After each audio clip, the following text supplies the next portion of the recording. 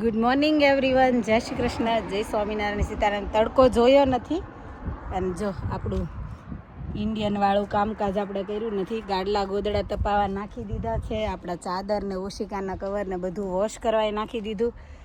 Wash થઈ ગયું ને હવે આપણે છે ને થોડી શોપિંગ કરવા નીકળ્યા છીએ બાળકો સાથે, બચ્ચાઓ સાથે, મોટી બેબી અને નાની બેબીઓ. અને આપણે લીડલમાં જવા નીકળી ગયા છીએ. સરસ તડકો છે ને, એટલે જ્યારે છે ને અમારી જોબ હતી ને ત્યારે હું એ જ વિચારતી હતી કે મારે ઓફ આવે ને ત્યારે હોપફુલી કે સરસ તડકો હોય તો મારું આ તપાવાનું જે કામકાજ છે ને એ પૂરું થઈ શકે. એટલે લકીલી જો આજે પૂરું થયું છે અને બધું વોશ થઈ ગયું. એટલે હવે એવું થઈ જાય મનમાં કે બધું ચોખ્ખું થઈ ગયું એમ. અને હવે પછીની દિનચર્યા ચાલુ થાય છે. હજી તો ઘણું બધું બાકી છે. વધારાના બધા કપડાં શોર્ટ આઉટ કરીને ચેરિટીમાં આપવાના છે કે વોર્ડરોબમાં થોડી જગ્યા થાય. આપણા કપડાં, હરુના કપડાં, તો એ બધું છે ને શોર્ટ આઉટ કરવાનું છે. હા, તો કંઈક સમર કલેક્શન આવે પાછું વોર્ડરોબમાં. આપણે તો કેવું પાછું વિન્ટર જાય એટલે સમર કલેક્શન જોઈએ. અને એમાં પાછું છે ને થોડો ટાઈમ જાય ને નવરાત્રિની દિવાળીની સિઝન આવે ને તો આપણું ટ્રેડિશનલનું કલેક્શન જોઈએ. આપણે અહીંયા કલેક્શન બહુ વધારે પડતા જોઈએ. લીડલમાંથી બધી વસ્તુ લઈ આવીને આપણે જો રસોઈ મિશનની તૈયારી કરવા હેર વોશ કરી દીધા, કેમ કે ગ્રીસી થઈ ગયા હતા બહુ અને બુધવારે હું હેર વોશ કરું નહીં તો એટલા માટે. અને હવે જો આપણે ઇન્ડિયાથી છે ને ગેસ્ટ આવવાના છે તો આવ્યા છે તો એને આજે ડિનર માટે બોલાવવાના છે. તો એની બધી તૈયારી જે ચાલુ કરી દીધી છે આપણે. અને છે ને છોલે બનાવવાના છે, ક્રીમ સલાડ, પુલાવ. અને જો થોડું ઘણું જેટલી વસ્તુ હતી ને એટલું બની ગયું છે ને થોડી વસ્તુ માટે નિલેશની વેઇટ કરું છું તો આપણે એ બાકી છે. મરચાં તળી દીધા છે, એવું બધું જે નાનું નાનું સાઈડનું કામ હતું એ બધું કરી દીધું છે. ને થોડુંક જે બાકી છે ને એ એટલે હવે જો પુલાવ બનાવવાની તૈયારી કરવાની છે. છોલેની થોડી વસ્તુ બાકી છે, નિલેશ આવે ત્યારે, તો એ બધી તૈયારી કરી છે. બચ્ચા પાર્ટી, જો બચ્ચા પાર્ટી. ઓકે રાધા, બચ્ચું યુ ઓકે? હરું જો હાફ ટર્મ છે એટલે બાળકોને મોજે મોજ છે. વિહુ યુ ઓકે બેટા? ખાવું છે કાંઈ હવે? હા, બધાએ થોડું થોડું ખાઈ લીધું છે જોડે જોડે. છોકરાઓ નહીં તે ખાતા જ. એમાં બહુ ગરમી છે હમણાંથી તો થાય છે એવું કે ભાવતું જ નથી કંઈ એવું ખાવાનું. ફ્રૂટ ખાવાનું મન થાય, કાં તો કંઈક ઠંડુ ખાવાનું મન થાય એવું બધું. તો આજે તો છે ને એક ફેમિલી નહીં, 2 ફેમિલીને આપણે જમવાનું કરવાનું હતું.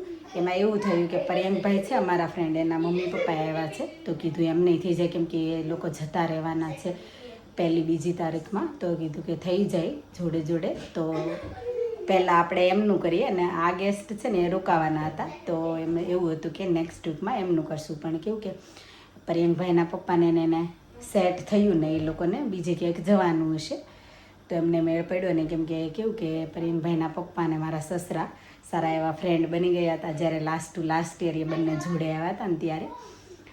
તો પછી એ લોકોને તો સેટ ના થયું. અને ઓલવેઝ એવું જ થાય જેમ કે આપણે કેમ 1 મહિનો હોય ને ઇન્ડિયા જઈએ તો આપણે બધાના ઘર કવર ના થઈ શકે તો એવી રીતે કેવું કે એમને મેળ પડ્યો નહીં, નહીંતર તો કેવું કે જોડે સેટ થઈ જાત. પણ ચાલો કોઈ વાંધો નહીં, આપણે જે ગેસ્ટ આવવાના છે એમના માટે આપણે રેડી કરી દઈએ અને આપણે આપણું મિશન સંભાળી લઈએ. તો જે વસ્તુ છે એ બધાની આપણે શરૂઆત કરીએ ને બાકીની વસ્તુ નિલેશ લઈને આવશે ને ત્યારે જ આપણી બનશે. તો આપણે જો રાઈસ મૂકી દીધા પુલાવ માટે તો થોડી પ્રિપરેશન કરી દઈએ. અને અહીંયા જો MNSમાંથી છે ને આવું હું ફ્રૂટ લાવી હતી. આપણને ખબર છે આપણે ઇન્ડિયા બહુ જ ખાતા. હા, પણ આનું નામ હું ભૂલી ગઈ છું. તમને કોઈને ખબર હોય ને તો નામ મને કહેજો કમેન્ટમાં.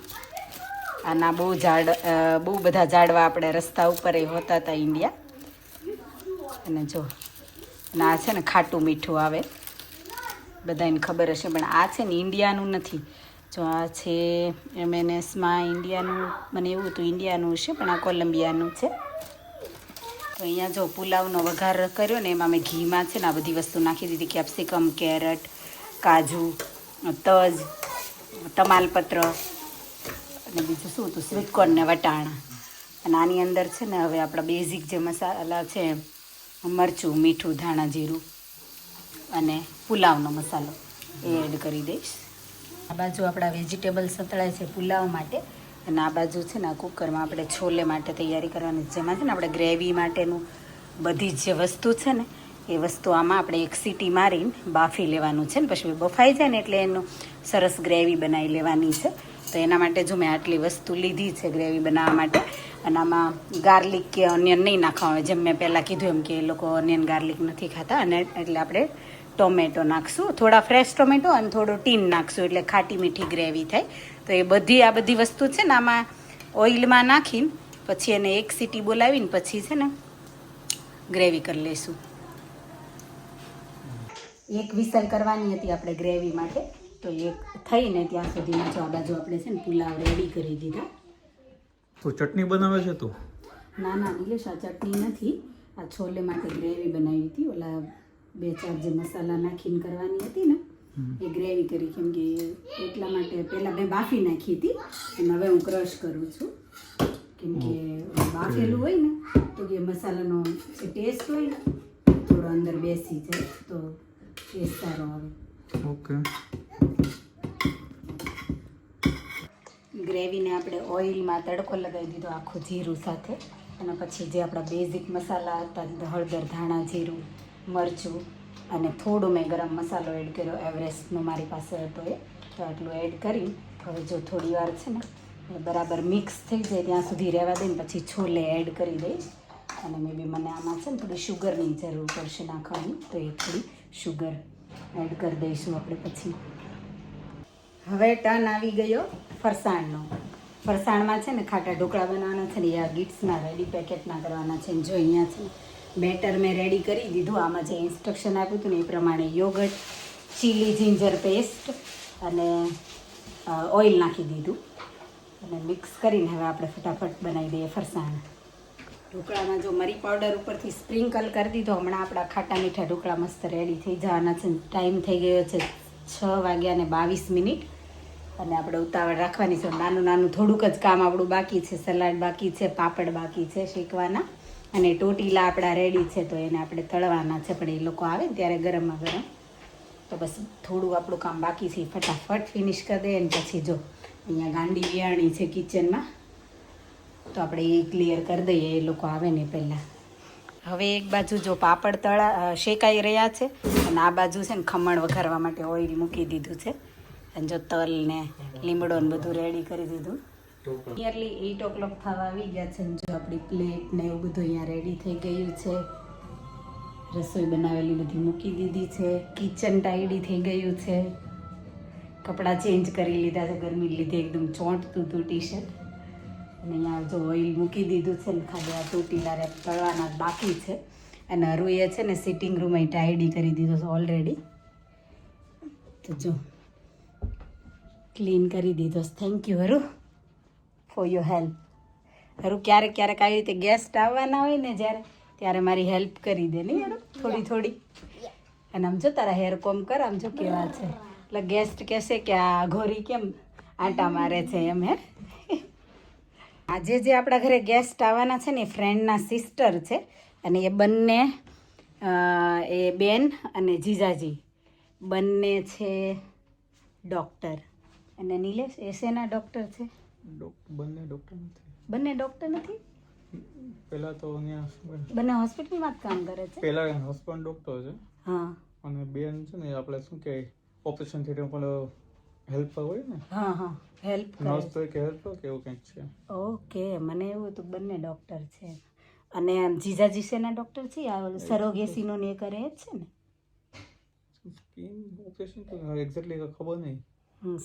સ્કિન પેલું ટ્રાન્સપ્લાન્ટ પેલું શું કે એના છે? મને તેમ કે સરોગેસી ને એવું બધું કરે એના છે. મને નથી ખબર, એક્ઝેક્ટલી ખબર નહીં શું શું ટ્રીટમેન્ટ કરે. કંઈ નહીં, આવશે ત્યારે જ પૂછી લેશું. એટલે ટોટીલા બનાવવાનું કામ ચાલુ કરી દીધું છે ને. ચાલો બતાવી દો આપણી ફૂલ ડીશ આજની. જો અહીંયા ભગવાનનું આ ડીશ નિલેશે રેડી કરી દીધી છે. અને આમાં છે છોલે, મરચાં તળેલા, pulao, cream salad, normal salad, vegetable અને ઢોકળા, છોલે. મજા પડી ગઈ યાર? આપણે એટલી મસ્ત ડીશ બનાવી છે અને જો બાજુવાળા ભાભી મસ્ત ભજીયા આપી ગયા. અને આપણું ક્રીમ સલાડ છે ને એ બહુ નાઇસ થઈ ગયું છે, કેમ કે એમાં છે ને એલચી આપણે પહેલાં જ નાખી દીધી હતી કે એનો ટેસ્ટ બેસી જાય. અને પછી આપણે ધીમે ધીમે જેમ ટાઈમ મળ્યો એમ ફ્રૂટ બધું કટિંગ કરીને એડ કર્યું હતું.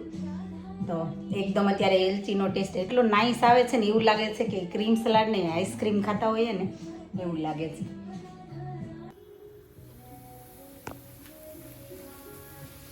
બસ હવે આ છેલ્લું કામ બાકી છે, એ લોકો આવતા હશે ને ત્યાં થઈ જશે. 10 મિનિટમાં પહોંચશે ત્યાં. અને ગરમ ગરમ વાંધો નહીં આવે, ઠંડા નહીં થાય. વેધર જ ગરમ છે. મસ્ત ફૂલે છે. અહીંયા જો મારા મોંઘા મહેમાન આવી ગયા છે અને મારે અમારા બેન ઇન્ડિયાથી અને જીજાજી સુનિલભાઈ ને ભાભી અહીંયા જ હતા, પણ આવવાનું નામ નહોતા લેતા. આજે બિઝી લાઈફ. મારે જો ફાઇનલી છે ને અમારું ડિનર ચાલુ થઈ ગયું છે. અમારા ભાભી બધાને પીરસે છે અને અમારો નોટી બોય મારી નકલ જ કરતો હોય, કેમ કે હા આંટી આવું બોલે વિડીયોમાં, એમ કેમ સામું જો.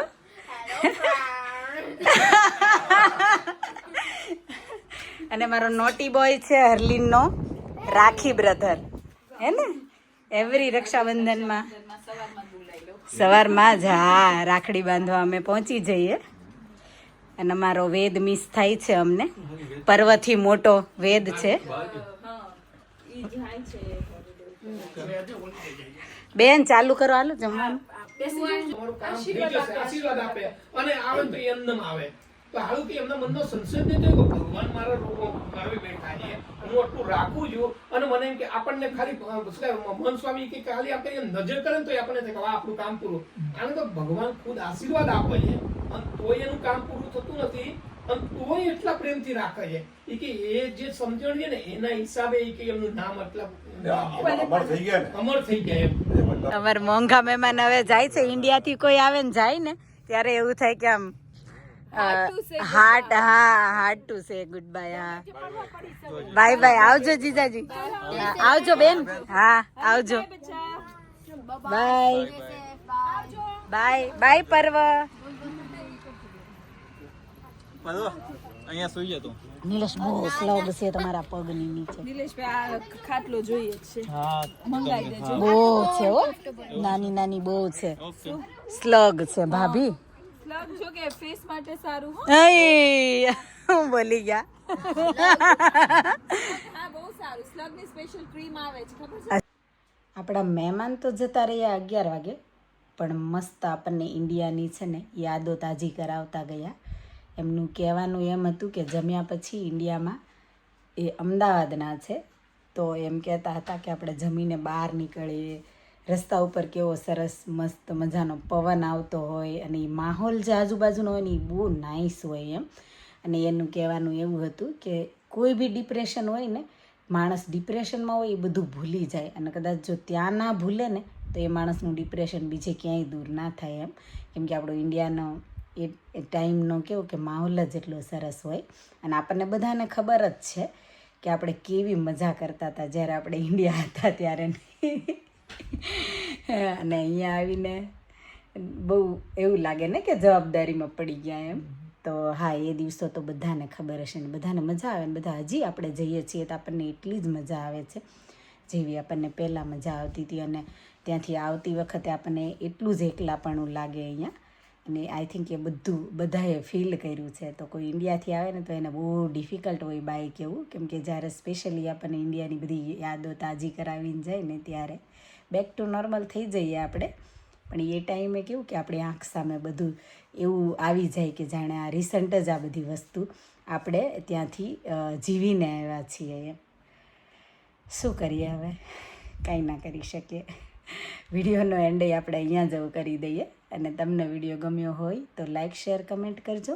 વધારે વિડીયો જોવા માટે ચેનલને કરી દેજો subscribe. Thank you for watching. Thank you for your time. Stay safe. Look after your self. મળીએ આપણે નવા વિડીયોમાં. બાય.